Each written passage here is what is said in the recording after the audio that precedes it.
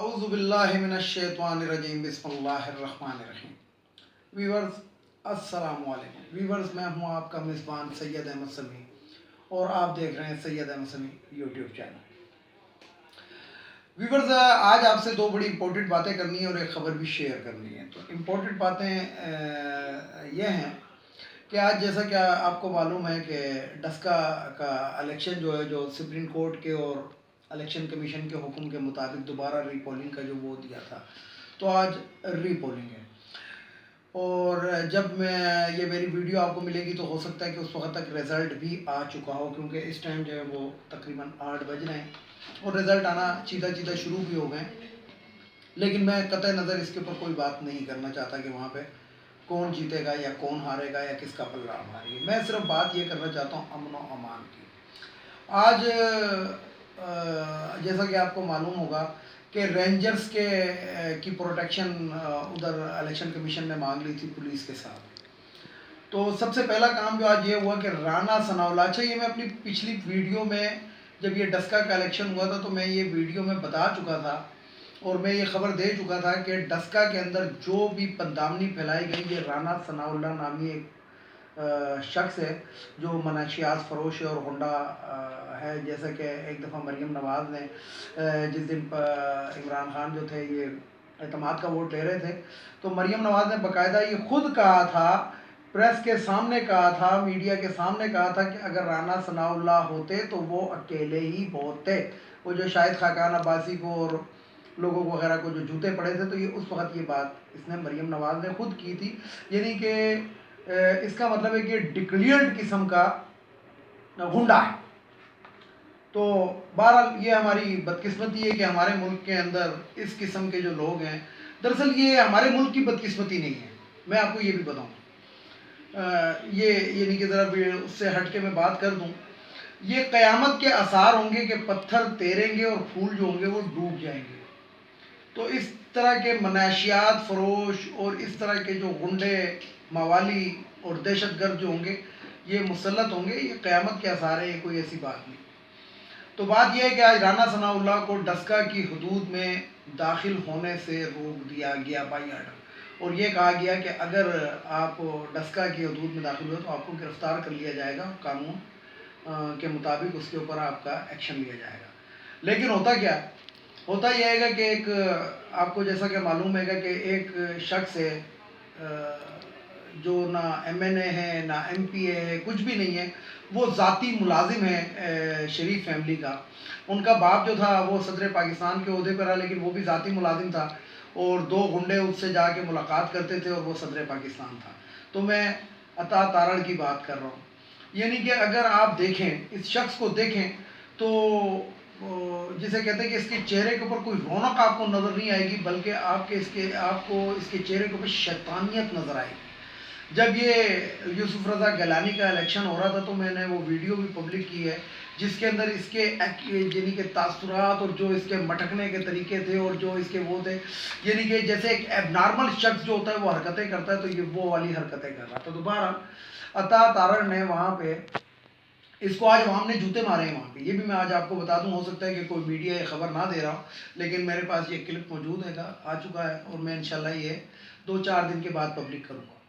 تو اس کو وہاں پہ عوام نے باقاعدہ جوتے، لاتے اور گھوسے تک بھی آج مارے ہیں، اور پھر وہاں پہ رینجر نہیں جن کو یہ گالیاں دیتے ہیں، جن کو ان کا جو نااہل سربراہ ہے جو بھگوڑا ہے جو لندن میں بیٹھا ہوا ہے، وہ فوج کو اور ان اداروں کو گالیاں دیتا ہے، آج انہوں نے پھر اس کو بچایا اور اس کو بچانے کے بعد کہا کہ ابھی آپ اگر کسی بھی پولنگ اسٹیشن کی حدود میں نظر آئے تو آپ کو گرفتار کر لیا جائے گا اور پھر آپ یہ نہیں کیجیے گا۔ اچھا اس سے پہلے بھی ایک ڈرامہ کر چکا ہے، اس سے پہلے یہ ڈرامہ کر چکا ہے کہ جب اس کو روکا تھا تو خود جا کے پولیس کی وین میں بیٹھ گیا تھا اور رونا اور پٹنا شروع کر دیا تھا۔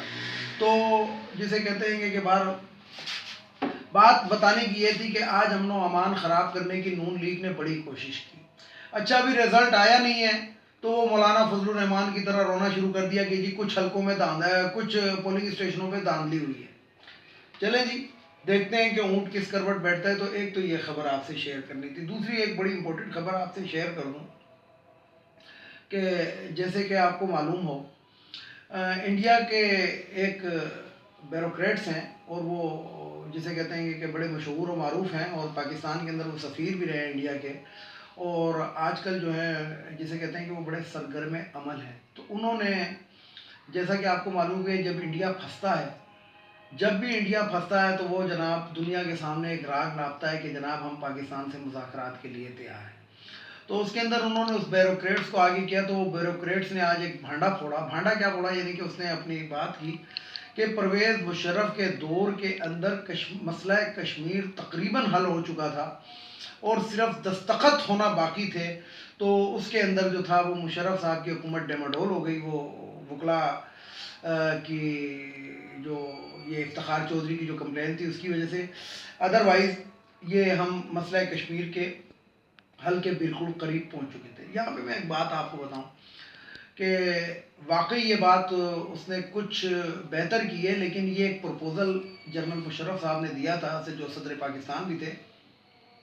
انہوں نے کہا تھا کہ جہلم منصوبے کے اوپر انڈیا عمل کر لے. یعنی کہ اس سے ہوتا یہ کہ دریائے جہلم کا جو اس سائڈ کا علاقہ تھا یہ ہمیں مل جاتا، اور اس سائڈ کا علاقہ جو تھا وہ، یعنی کہ ہم پرویز مشرف صاحب نے ایک پروپوزل دیا تھا کہ ہم کشمیر کو کچھ لو اور کچھ دو کی بنیاد کے اوپر اس طرح کر لیتے ہیں، اور ادھر سے جتنے بھی مسلمان ہوں گے وہ مائیگریٹ کر کے ادھر آ جائیں، اور ادھر سے جتنے بھی غیر مسلم ہوں گے وہ ادھر چلے جائیں. تو یہ پرویز مشرف صاحب کے بالکل دور کے اندر یہ بات ہوئی تھی، اور یہ انہوں نے ایک روڈ میپ، یا آپ اس کو پروپوزل کہہ سکتے ہیں یا روڈ میپ کہہ سکتے ہیں، تو یہ انہوں نے دیا تھا. اور اس کے ساتھ انہوں نے ایک اور بات بھی کہی تھی. وہ یہ بات کی تھی کہ انڈیا کیونکہ رقبے کے لحاظ سے بڑا ہے، اس لیے اس کو بڑی قربانی دینی پڑے گی. بڑی قربانی سے مراد یہ ہے کہ اگر یہ مسئلہ اس طریقے سے اگر مشرف صاحب کے کہنے کے مطابق اگر ہو جاتا تو انڈیا کے پاس زمین کا بہت چھوٹا ٹکڑا آنا تھا. اس ٹائم تو وہ تقریباً 70% کشمیر کے اوپر قابض ہے، لیکن اس کے بعد وہ 70% کے بجائے وہ 20 سے 22% اس کے پاس رہتا، اور باقی وہ ہمیں مل جاتا. لیکن بہرحال اس کے بعد کسی حکومت کو اتنی جرت نہیں ہوئی. لیکن پرویز مشرف صاحب کیونکہ ایک اسٹرانگ مین تھے، بہت زبردست قسم کے انسان تھے، اور کئی 2 جنگوں میں پاکستان کی، بلکہ 3 جنگوں میں وہ حصہ لے چکے تھے، اور وہ ان چیزوں کو سمجھتے تھے، اور ان چیزوں کے لیے وہ انتہائی قدم بھی اٹھا سکتے تھے، اور اسٹرانگ قسم کے، یعنی کہ وہ نفسیاتی طور پہ بھی بہت اسٹرانگ تھے. لیکن اب مسئلہ یہ ہے کہ جنرل باجوہ صاحب، اچھا اب وہ یہ بھی کہتے ہیں کہ جب انڈیا مذاکرات اور پاکستان کے، یعنی کہ سیاسی مذاکرات ہوں، تو اس کے اندر گارنٹی کون دے؟ گارنٹی دے پاکستان کے آرمی چیف، اور پلس انڈیا کے آرمی چیف بھی اس میں بیٹھیں، اور یہ گارنٹر ہونے چاہیے. تو مسئلہ یہاں پہ یہ ہے کہ اب پاکستان کے اندر جنرل پرویز مشرف، راحیل شریف، یا کوئی بھی جرنیل نہیں ہے. اب یہاں پہ جو حکومت، جسے کہتے ہیں کہ حکومت میرے منہ سے نکل رہا ہے، جو آرمی چیف ہیں COA، وہ ہیں قمر جاوید باجوہ صاحب. اور قمر جاوید باجوہ صاحب وہ شخص ہیں کہ جنہوں نے ساری زندگی بارڈر پہ گزاری ہے. یعنی کہ بینگ ہے، جب سے وہ کمیشن ہوئے تھے اس کے بعد وہ بارڈروں پہ ہی رہے، وہ کسی ایئر کنڈیشن دفتر میں نہیں رہے. یہ، اور دوسری بات یہ کہ اگر جنرل مشرف صاحب جو تھے وہ مشرق سے، تو باجوہ صاحب مغرب ہیں. یعنی کہ جسے کہتے ہیں کہ باجوہ صاحب کی جو پالیسی ہے وہ سیدھی پالیسی ہے. اور کل جس طرح کے یہ جو کور کمانڈر کانفرنس ہوئی تھی تو اس میں بھی انہوں نے یہ الفاظ کہہ دیے کہ جناب کشمیر کے مسئلے کے اوپر ہم 1 انچ پیچھے نہیں ہٹیں گے، اور جو اقوام متحدہ کی قراردادوں کے مطابق کہ اس میں وہاں پہ استواب رائے آئے گا، ہم اسی کی ہی حمایت کرتے ہیں. اس کے علاوہ ہم کسی روڈ میپ کے اوپر، کسی اس کے اوپر نہیں آئیں گے. تو جنرل باجوہ صاحب جو ہے، یہ 1 انچ زمین تو بہت بڑی بات ہے، یہ 1 ملی میٹر کے اوپر بھی کوئی سودے بازی نہیں کریں گے، اور نہ یہ کرتے ہیں. تو بہرحال یہ میں نے آپ کو خبر دینی تھی کہ یہ افواہیں بڑی چل رہی ہیں کہ پاکستان اور انڈیا جو ہے وہ بیک ڈور چینل کے اوپر، اور بلکہ انٹرنیشنل میڈیا اس کی خبریں دے رہا ہے کہ پاکستان اور انڈیا کے باقاعدہ مذاکرات ہو رہے ہیں. لیکن میں آپ کو بتا دوں کہ مذاکرات کی کوشش ہو رہی ہے، اور دنیا جو ہے وہ پاکستان کو منانے کی کوشش کر رہی ہے. انڈیا مان چکا ہے، لیکن مسئلہ یہ ہے کہ ہم انڈیا کو 72 سال سے 73 سال سے بھگت رہے ہیں. ہمیں پتہ ہے کہ منہ میں رام رام اور بغل میں یہ چھری رکھتے ہیں. یعنی کہ اب ان کے اوپر برا وقت ہے. چائنا سے انہوں نے پٹائی کی کھائی ہوئی ہے. ان کے اپنے ملک کے اندر علیحدگی پسندوں کی تحریکیں جو وہ اٹھ رہی ہیں، ماؤ باغیوں نے جو پچھلے دنوں ان کی فوج کے ساتھ کیا ہے، تو وہ تو انٹرینڈ لوگ ہیں گے، وہ تو جسے کہتے ہیں کوئی فوجی نہیں ہے، لیکن جب انہوں نے ایسی حرکت کی تو پاکستان کی تو ویل ٹرینڈ دنیا کے اندر فوج مانی جاتی ہے، تو اگر ان کی ہمارے ساتھ ہوگی تو ہم نے ان کا کیا حال کرنا ہے وہ آپ کو اندازہ لگے. لیکن دنیا جو ہے جس کے اندر امریکن تھنک ٹینکس اور یہ رشین بلاک اور پلس برطانیہ، یورپین جس کو کہتے ہیں یورپین یونین، وہ یہ سوچ رہی ہیں کہ کوئی بھی ایک بہانہ چھوٹا سا، جس طرح 27 فروری ہوا تھا، ان دونوں ملکوں کو جنگ کے دہانے پہ لے جائے گا، کوئی بھی چھوٹا سا واقعہ، اور اس کے بعد یہ طویل جنگ چلے گی، اور یہ دونوں ایٹمی قوت ہیں، اور وہ جو جنگ ہوگی وہ اس قسم کی ہوگی کہ وہ دنیا کو اپنی لپیٹ میں لے سکتی ہے. اس لیے بہرحال وہ جو ہے اس چکر کے اندر ہے، جو میں نے آپ کو بتایا کہ دنیا جو ہے وہ اس چکر میں کہ مذاکرات ہو جائیں، لیکن بات یہ ہے کہ مذاکرات کے اندر پاکستان جو کہتا ہے، کیونکہ اب پاکستان کے اندر کوئی نواز شریف کی حکومت نہیں ہے کہ جس کی انڈیا کے اندر شوگر ملے تھی، اب یہاں پہ عمران خان کی حکومت ہے جو پیدا یہاں پہ ہوا ہے اور اس کا مرنا جینا یہاں پہ ہے، وہ خود اپنی تقریروں میں کہتے ہیں. تو اب عمران خان کی حکومت ہے، اور عمران خان جو ہیں وہ اس چیز کے اوپر بالکل کمپرومائز نہیں کر، کہتے ہیں اگر مذاکرات ہوں تو برابری کی سطح پر ہوں، بالکل برابری کی سطح پر، اور جو انڈیا نے وعدے کیے ہوئے ہیں، یعنی کہ یہ میں آپ کو ذرا سا بیک گراؤنڈ بھی بتا دوں کشمیر کا، کہ یہ جب کشمیر کے اندر 1947 کے اندر جب قبائلی لشکروں نے اور ہماری آرمی نے یہ جو آزاد کشمیر جو آزاد کروایا ہے، تو یہ انڈیا کے جواہر لال نہرو صاحب گئے تھے اقوام متحدہ میں کہ جنگ بندی کرائیں اور ہم ادھر استواب رائے کرائیں گے، یہ ان کا وہ ہے، ہمارا وہ نہیں ہے، ہم تو بزور طاقت اس کو حاصل کرنے کی کوشش کر رہے تھے. لیکن یہ جواہر لال نہرو کیا تھا وہاں پہ اقوام متحدہ میں، تو اقوام متحدہ کے اندر اس نے جنگ بندی کرائی اور یہ باقاعدہ وعدہ کیا قائد اعظم کے ساتھ. تو بات یہ ہے کہ عمران خان جو ہیں وہ یہی کہتے ہیں کہ جناب برابری کی سطح پہ ہوں، اور جو انہوں نے جو وعدہ کیا ہے وہ یہ پورا کرے. تو یہ تو تھی دوسری خبر. اب آتے ہیں ذرا ایک امپورٹنٹ خبر کی جانب. وہ امپورٹنٹ خبر یہ ہے ویورز کے، جیسا کہ آپ نے کوئی 2-3 دن سے آپ دیکھ رہے ہیں میڈیا کے اوپر، سوشل میڈیا کے اوپر، چینلز کے اوپر، مختلف ٹاک شوز کے اندر نون لیگ کے منہ سے، پی ٹی آئی کے منہ سے، پیپلز پارٹی کے منہ سے کہ یہ ہو گیا جی جہانگیر ترین بس وہ دائیں جیب میں فلانی حکومت ہے، بائیں جیب میں فلانی حکومت ہے.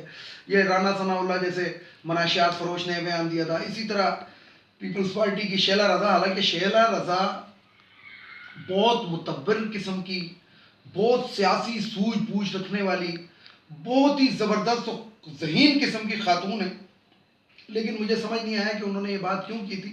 اس کے بعد گو کہ انہوں نے اپنا ٹویٹ بھی ڈیلیٹ کر دیا تھا.